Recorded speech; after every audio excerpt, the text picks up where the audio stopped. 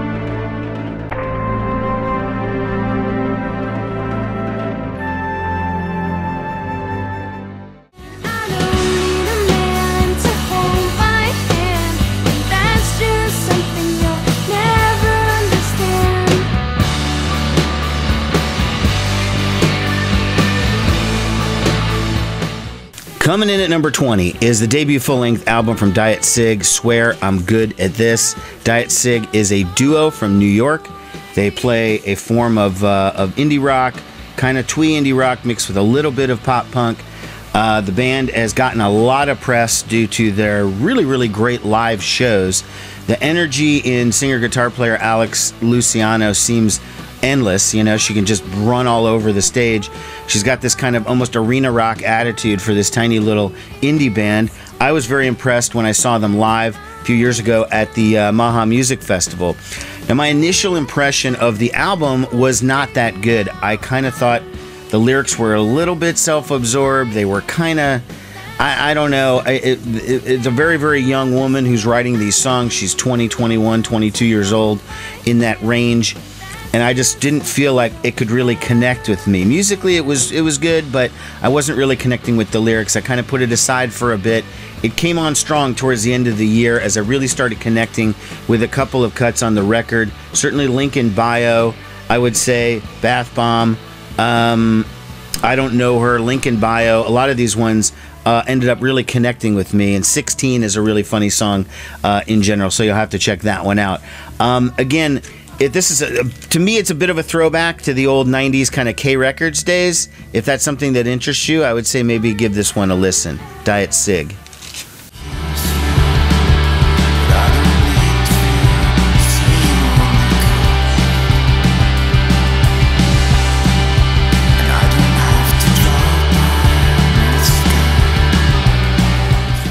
All right, coming in at number 19 is the second full-length album from an Omaha band called See-Through Dresses, and their album is called Horse of the Other World. It's really hard to see. It's black on black there.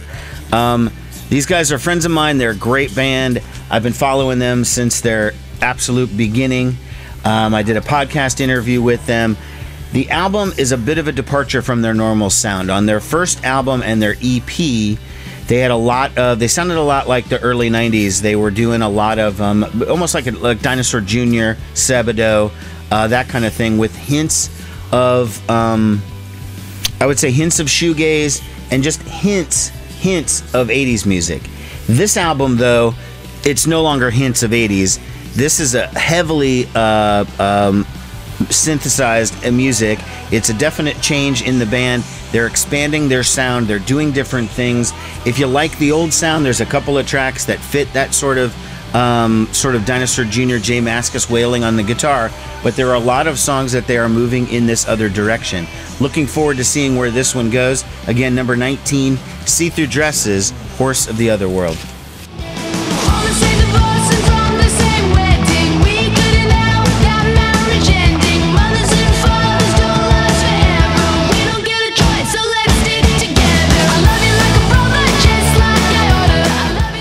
Number 18 is a record from Alex Lahey called I Love You Like a Brother. She is an Australian singer-songwriter, writes in the indie rock vein. I did not know who she was. I got sent this as a promo for the radio show.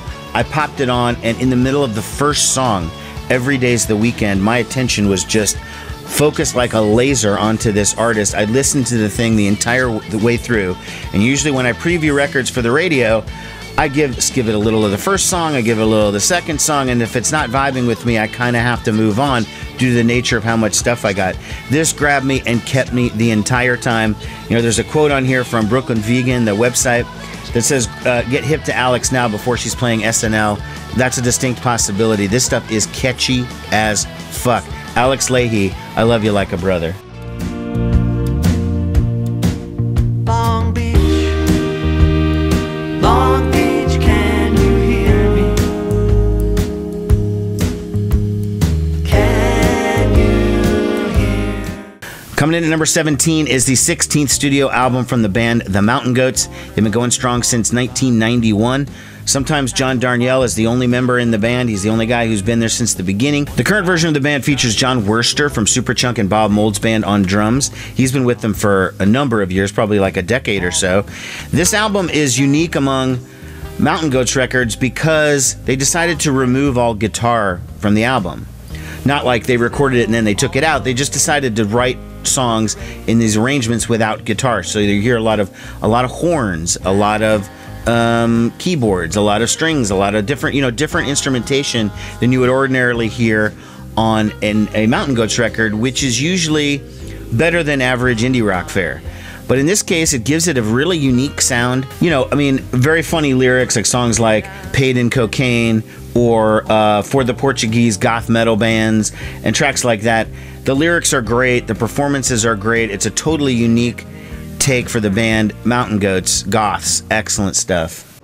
Burn like fire in Cairo. Shifting crimson veil, silken hips. And number 16 is the comeback album from Luna, A Sentimental Education. The New York City indie rock band broke up in 2005. But they started getting back together a couple of years ago to play some live shows. The vibe was good. The crowd was there. They decided, hey, let's go in and make a record. Now, this album, if it had been original songs, probably would have been in the top 10, but it's all covers. So it maybe gets bumped down a spot. Now, the great thing about some of these covers is they're pretty obscure. So I knew some of them, of course. I knew Fire in Cairo from The Cure, and I knew a couple other songs, Bob Dylan most of the time. There's a Stones cover, there's a Bowie cover, but they're not the obvious tunes. There's a Yes cover. I mean, they're not the obvious choices. They're not songs that you would have grown up hearing on classic rock radio. Friends, for example, the song Friends, done by the Velvet Underground off the album Squeeze, which is the controversial album made after Lou Reed quit the band, with Doug Yule leading the Velvet Underground. So strange enough to cover that one. So I ordered it through Pledge Music. That's why mine is signed. But the Luna, I mean, it sounds like classic Luna. It's just not their own material. Luna, A Sentimental Education. Great stuff. Was it something I said? Fade away the hours, though I never thought aloud yet. Everywhere I go, it gets physical. Coming in at number 15 is Land of Talk with Life After Youth. Land of Talk is a Canadian indie band. It's really just this woman, Elizabeth Powell. She had the band in the like 2005 to 2010 or so, somewhere in there, and then broke up. Got it back together in 2015 and has done 2 new albums since then. This is the second one. This is just phenomenal indie pop music. Great female singer with Elizabeth Powell. It reminds me a bit of, you know, Juliana Hatfield and Belly and Throwing Muses and the Blake Babies and that sort of 90s original run of female indie rock. This is definitely, it's not a throwback in the sense that it rips it off, but it's definitely where the vibe is, and there's so much of that around now. And since I love that period when it first came out, if you can master that sound, which is what Land of Talk has done, I'm going to be digging your album. So Land of Talk, Life After Youth.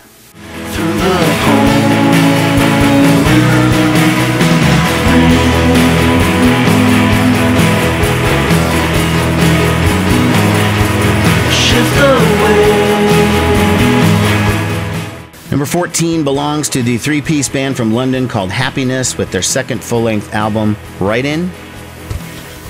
This band is on the sort of noise pop, shoegaze, indie rock sort of realm.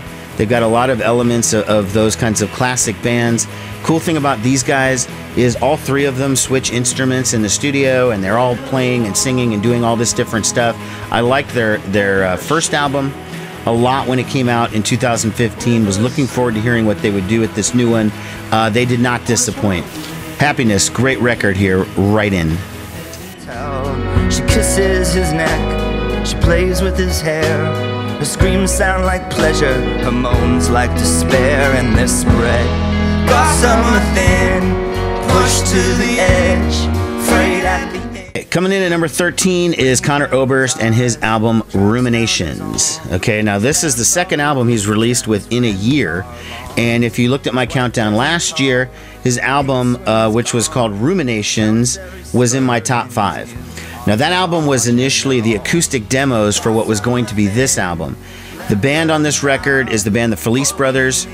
Conor went into his studio, recorded just bare bones demos, just piano and him singing, or guitar and him singing, with the idea of sending this to the band so they could kind of learn the songs, and then he would be meeting them in the studio and they would make the record. He also sent them to his record company, Nonesuch, who loved the demos and wanted to release them, you know, on their own. So that was what last year's album was. So the songs from Ruminations plus some extras make up this album, Salutations. Every version is different. This is with the full band. The other album was just, acoustic bare demos. So if you already liked those songs, it's a pretty foregone conclusion you're going to like this. The album was produced by Jim Keltner along with Conor Oberst, and Jim Keltner is a very, very famous session drummer and producer. He's worked with former members of the Beatles. He was the drummer in the Traveling Wilburys. He worked with all of these groups. And you can see if someone at that level is collaborating with Conor Oberst, the album is going to have a very, very classic sound. It does. It's phenomenal. It probably would have been higher were it not such a crowded year. So again, coming in at number 13, Conor Oberst, Salutations. Turning back after what was said. No turning, there's no turning, there's no turning back after what's been said. Number 12 belongs to the Canadian indie rock band Always. with their album Anti-Socialites. It's the band's second album. This hits all the great alarm bells for female-fronted indie rock. Again, great stuff. They're sort of like Camera Obscura maybe a little bit. If you're familiar with them, that might have been too obscure a reference.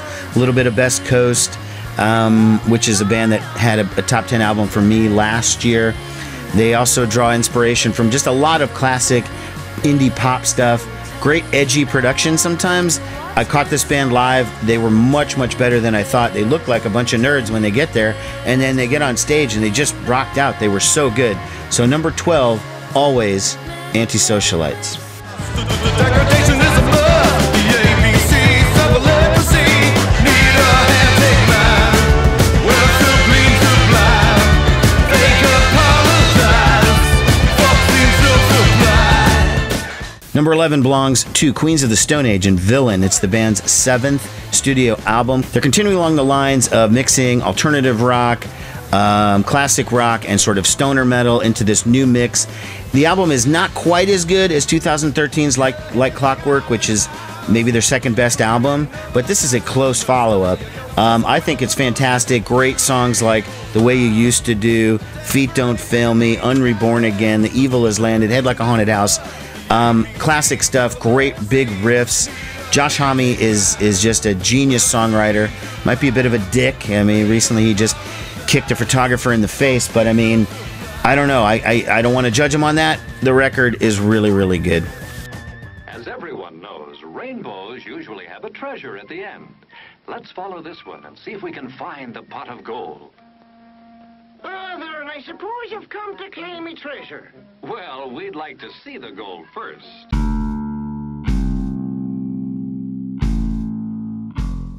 Gets high off my blood. It chews and chews it like gum. Without hunger and without love. Okay, we're busting into the top 10 with number 10, Mark Eitzel, Hey Mr. Ferryman. This is the former lead singer of the American Music Club. This is probably his 13th or 14th solo album. It depends if you go back, how far you go back, and if you consider cassette releases a real release, or if you don't, or whatever. I don't know. This guy, when I talked about the album earlier in the year, I described it as old, sad bastard music. It is sometimes very, very depressing. Mark Eitzel has a beautiful, beautiful, deep voice.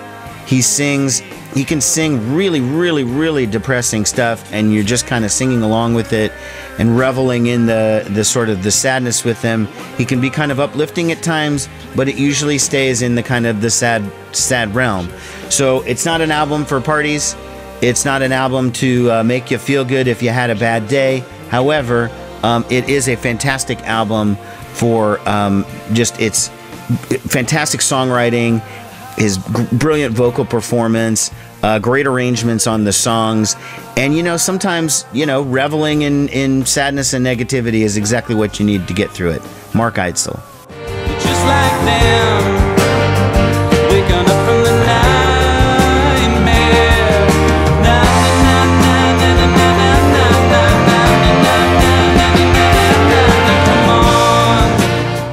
Coming in at number 9 is the third album from Father John Misty, Pure Comedy. Father John Misty is otherwise known as Josh Tillman. He's been making records for about 10 or 15 years or so, only the last maybe 5 or 6 or so as Father John Misty.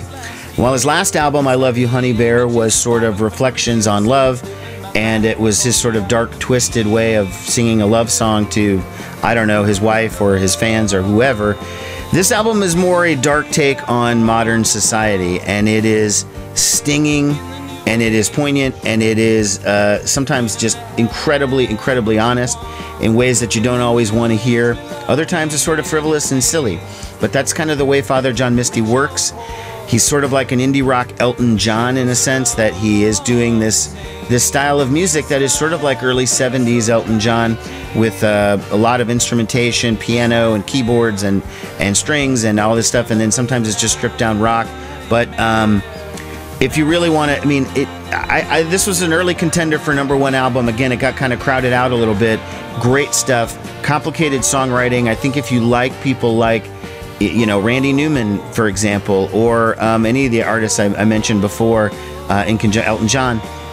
I think you would like this guy, and he does more appeal to contemporary indie rock listeners as opposed to people who like classic rock like Elton John.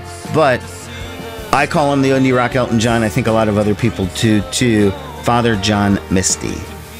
Holding hands on the subway, and the smoking spirits, they will take you in. They wait for you in the shadow.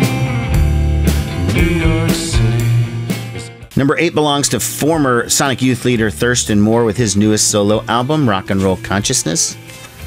I have no idea what number album it is. He puts out so much music, and I mean, not like Robert Pollard level or anything like that, but he puts out a lot of stuff. So maybe it's his 10th solo album. I don't know. Probably about the 4th since Sonic Youth broke up in 2011. Now, of all of the former Sonic Youth members that are making music, Lee Ronaldo had a record this year. It was way earlier in the countdown. It was great. Kim Gordon has her band Body Head, which is really just avant-garde kind of noise. Steve Shelley, the drummer, plays with both Lee Ronaldo sometimes and plays with Thurston Moore on occasion. So Thurston is really holding down the fort for the old Sonic Youth sound. And if you put this on, it does sound like Sonic Youth. You can't help it. He plays with the tuning that he plays. He sings the way that he sings. He writes the ways that he writes. It is different because the guys in Sonic Youth play differently. Kim plays bass differently. But the bass player on this one is Deb Googe, who was a member of My Bloody Valentine. Probably still is, but she took some time off to tour with Thurston, so it gives it a little bit different vibe. All of the songs are long. There's only like 6 songs on the album. They're all 7 to 12 minutes long, so they break my rule about jamming, but it is Thurston Moore, and he pretty much gets a pass. Wrecked with this frog who was endlessly testing my faith.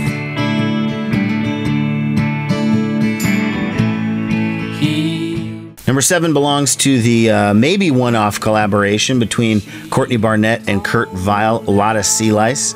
These are 2 of indie rock's finest contemporary songwriters. They both make great albums independently. Courtney as a solo artist, just under her name. Kurt Vile and the Violators have made a couple records, and they've toured. I've seen him live. It was great.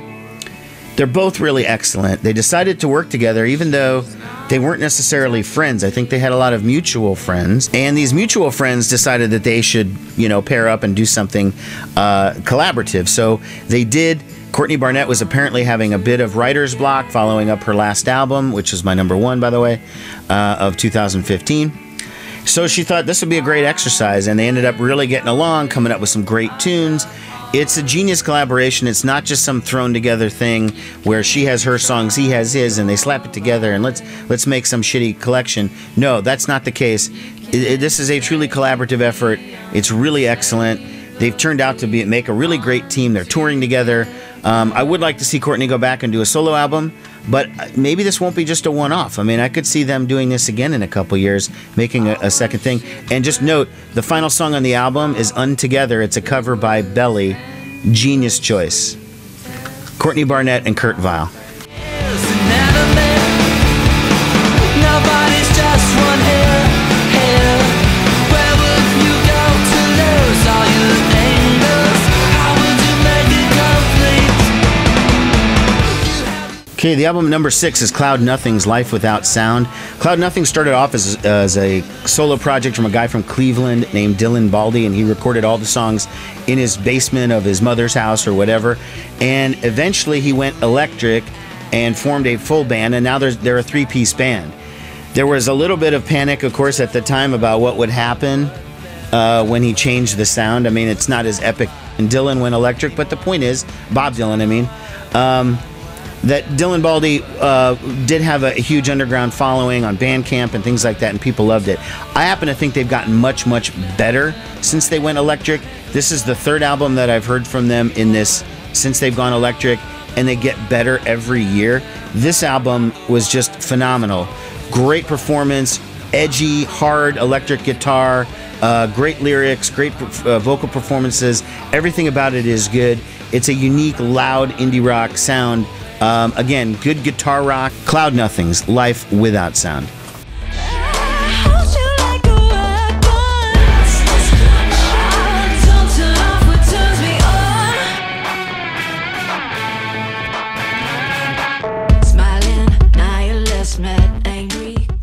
Coming in at number 5 is St. Vincent, Mass Seduction. Now, I did an entire 20-minute video review of the album, so I won't delve into it too much. I will just link to that review. Mass Seduction is St. Vincent's 5th album, 6th if you count the album she did with David Byrne. It's markedly different than anything that she's done before, but she really does sort of change the sound on each record. Mass Seduction could be interpreted as her attempt to seduce the masses or to gather some mainstream appeal and pull her into her sort of weird subversive world.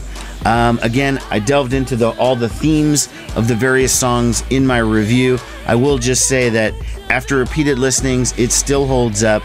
I do think that there's no happy accidents with St. Vincent. Everything is incredibly intentional, and everything is just phenomenal on this one. I still really don't like that song Sugar Boy as I did in the first one. The rest of this album, solid stuff. St. Vincent, Mass Seduction, comes in at number 5. Climbing wall, high and rising, it's clearly drawn, and it cuts across and through everything, through right and wrong. Coming into number 4 is Pussycat by Juliana Hatfield. It's Juliana Hatfield's 13th solo album. She's also been in a number of bands, including the I Don't Cares, which was her and Paul Westerberg, which was my number 2 album of last year. So Juliana continuing on this streak of making some of her best work in her entire career. I did a full-length video review of the album, so again, I won't delve too deeply into the songs. It is a very politically charged album. It was written right after the election of Donald Trump in 2016. It deals with a lot of Juliana's emotions and feelings about what was going on in the country at that time. There are some very overt political references on the songs where they name out people, including like Melania Trump, Kellyanne Conway, etc. But there's also songs that are just like Impossible Song or You're Breaking My Heart, things like that aren't specific, and they just give a general sort of melancholy feel. That's sort of Juliana's thing. She's been making great music her entire career. I stated in my review that this might be the best album she's ever made, and I stand by that. I'm still conflicted as to whether I like her debut album, Hey Babe, the best, or this, but man, I mean, when you can make an album 25 years later that's as good as your debut, that just says something about the quality of an artist. And Juliana Hatfield, this album is so fucking solid. Number 4, Juliana Hatfield, Pussycat. You know, it should also be pointed out how much of an influence that Juliana Hatfield is having on the modern day indie music scene. I don't think she gets enough credit. There are so many artists that have been coming out in the last 10 years that are inspired by her band, the Blake Babies, or her solo career, or her friend Tanya Donnelly and Belly and Throwing Muses and that kind of scene. That late 80s, early 90s Boston area music that was very heavily female dominated by people like Juliana Hatfield is very, very inspirational these days. You wouldn't hear artists like Best Coast or Always or, you know, so many others, Land of Talk, just artists from this year that are doing that. So I think Juliana deserves some overdue credit for how inspirational her stuff has been.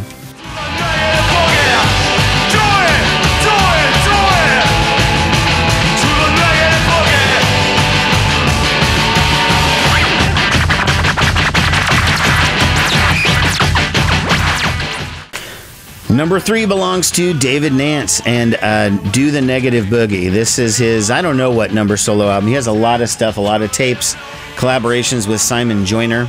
He is an artist from my hometown of Omaha. He has gotten a lot of national attention. This album itself was featured on NPR and was streaming on their website. It's a great mix of classic rock, blues rock, garage rock, noise, and just general chaos theory in terms of rock and roll. I had somebody who was listening to it at my house, and they thought it reminded them of John Spencer. Now, as much as I love John Spencer, John Spencer Blues Explosion was doing a specific shtick in a way, and so I don't want people to think, well, it just sounds like, you know, the Blues Explosion. You know, it's not like that at all. John Spencer's awesome, okay? But I think if you're doing anything John Spencer inspired, it's more Pussy Galore, frankly. This guy has so much promise. I think he's going to do great things. His last album was in my top 10. This album comes in at number 3. I practically offered to go to the store and buy you people copies of this to make this. There are other people in the vinyl community appreciate this record. I'm hoping it doesn't come to that. Just get on the fucking internet and buy this record. David Nance, Negative Boogie.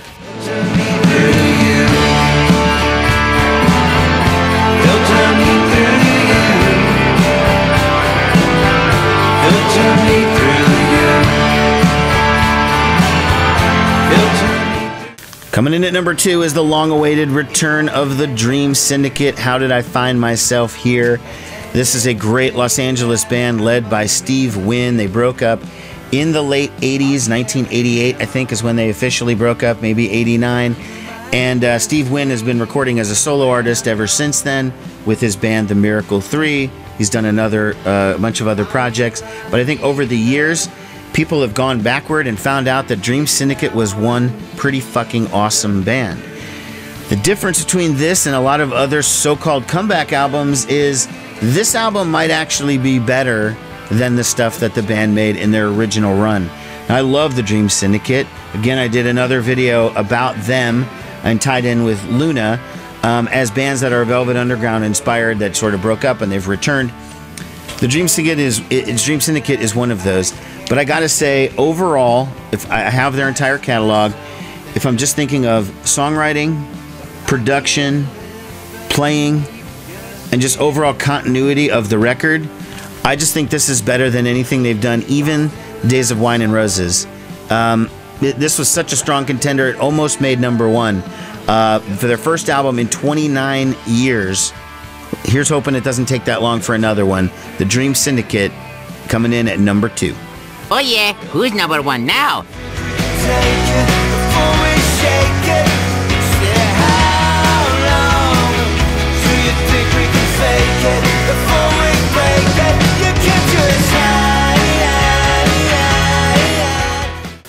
Now, in what may not be a surprise to some of you, although maybe it's a surprise to a lot of you, the number 1 album belongs to Bash and Pop. Anything could happen. Now, yeah, I'm a huge Replacements fanboy, okay? We've already established that fact. But I would not give an album the number 1 status if it weren't worthy. This is fantastic. Is Bash and Pop really a band? Is this their first new album since 1993? Those are debatable points because Tommy Stinson was Bash and Pop. There was an original lineup. It splintered pretty quickly. They only did the 1 album. They broke up. You know, I won't recast the entire story. Tommy did a new record with new guys and called it Bash and Pop. So I guess from that perspective, it is a comeback album, the first album in 25 years, but it could also be considered the 3rd Tommy Stinson solo album, and then it would be considered the best Tommy Stinson solo album. Great Stonesy Faces, Replacement style, rock and roll on every track. Great lyrics, great vocal performances. Everything about this is just, every song is enjoyable. Not a bad note on the record. Tommy Stinson deserves this number 1. This is an album that any fan of rock and roll should have in their collection. Bash and Pop, Anything Could Happen, the number 1 album of 2017. Thanks a lot for watching, friends. Have a good holiday. Happy New Year. I'll talk to you soon. Bye-bye.